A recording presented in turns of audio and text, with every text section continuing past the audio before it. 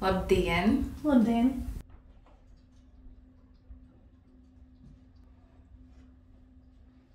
Godātā, es redzu, jums ir rezumē caurums starp nodarbinātību. Vai esat kādreiz sodīta?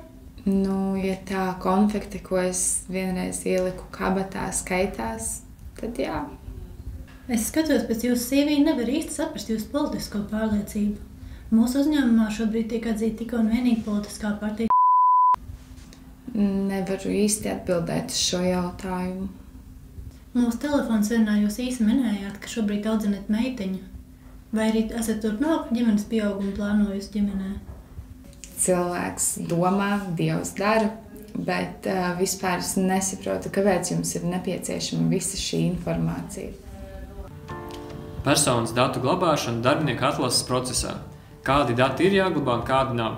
Šo un vēl citas interesantas tēmas klausies jaudio.lv.